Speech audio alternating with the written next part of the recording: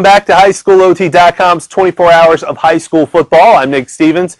The Heritage Huskies made a statement last year. They plan to compete with the best teams in the Cap 8. This year, Heritage coach Jason McGeorge wants to take another step forward. I think there is added pressure, but pressure builds success. I think that's a good thing. You want excitement around your program. You want people expecting great things out of you. And the players have had a great off season. This summer we've had great dedication from our upperclassmen, and they expect a lot from themselves. So and that's going to help build our program. We're still a young program, and we need this excitement to continue to move forward. As a young program, you came from Leesville. They've been dominant in the Cap 8 in the last several years. And now you guys are being mentioned as a competitor with them this year in the conference. So for you personally, what's that like, and is that a good thing for you? I think it's a great thing. Leesville is a great program, and they've done a lot of wonderful things in the last 10 years. I think some people got to remember, Leesville was a new school at one time, and they had their ups and downs, and to, their success over 10 years shows what they can do as a program. And if we can be mentioned with them, then we're moving in the right direction. I think it's, it's great to be mentioned with programs like that. Wake Forest, Wakefield, they had great seasons last year, but we got to prove it on the field. And this time of year is a lot of talk, but we're going to work hard coming here next few weeks, and we're going to try to get to that plateau. If you guys are going to compete in the conference, possibly win the conference, what is Heritage going to have to do? We're going to have to play our brand of football. We can't get suckered into trying to throw the ball or change a play. We got to be able to run the football, control the clock, and our defense was extremely aggressive last year, flew around, and we got to keep doing that. But I think the number one thing that's going to stick in my head is we got to eliminate turnovers. Last year in a couple games we had 4 or 5 fumbles that made games closer, or we lost games. The games we didn't turn the ball over, we were very successful, and so I think that's going to be our key is securing the ball and making sure we control the ball. As a coach, how do you feel about the new dead period?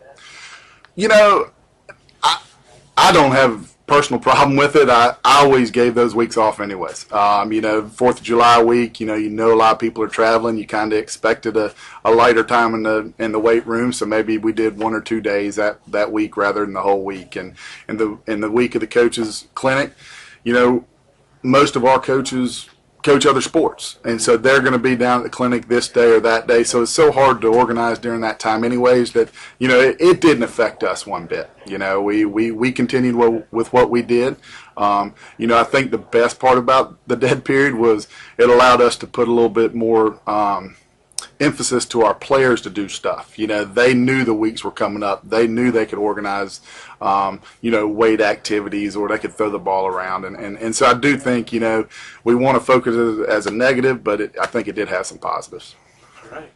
It's definitely exciting. It shows that my hard work is paying off, and it's a great feeling. It's frustrating at times, it has been, but overall, it's just awesome. How do you feel about Heritage this season? I think we're going to be a really good football team this year. We bring back a lot of great guys. We have a really strong defense, and we have schemes that are proven to work. So I think now all we have to do is go out and play hard, and just the rest will take care of itself. For you, what was last season like? With not many people picked Heritage to finish high in the conference. What was it like to prove all those people wrong? Last season, it was. In the beginning, we were definitely kind of feeling it out. I mean, we didn't have upperclassmen that knew how good we were going to be, truly.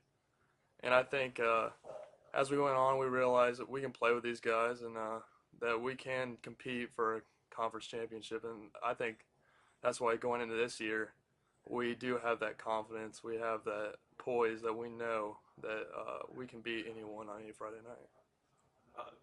If Heritage is going to get to the number 1 spot in the Cap 8, right, to win the whole thing, what are you guys going to have to do as a team?